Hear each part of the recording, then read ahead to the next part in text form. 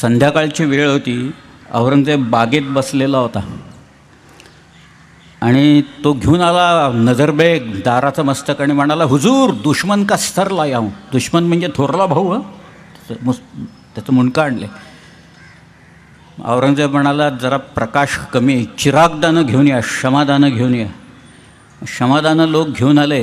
ते दोन्ही बाजूला उभे राहिले. औरंगजेबाने त्या मस्तकाकडे पाहिलं. इथनं रक्त आलं होतं नाकातनं, ओठातनं, डोळ्यातनं. ते पुसून घ्या म्हणाला सगळं. ते सगळं त्यांनी पुसून घेतलं. मग औरंगजेबाने परत पाहिलं आपल्या भावाच्या मस्तकाकडं.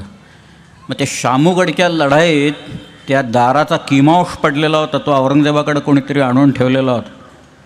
तो औरंगजेबाच्या खापगाह म्हणजे शयनगृहात होता.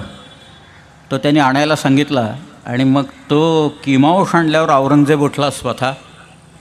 त्याने तो किमांश हातात घेतला आणि दाराच्या त्या मस्तकावर घातला असा. आणि चारी बाजूनी त्यांनी पाहिलं आणि खात्री करून घेतली की दाराचंच मस्तक आहे ना. दारा म्हणून भलत्याचंच आणून दाखवतात नाही ना का मला. आणि मग त्यांनी नजरबेग चिलाकडनं कट्यार घेतली आणि त्या मस्तकाला असं तीनदा टोचलं आणि घेऊन जा म्हणाला माझ्यासमोर.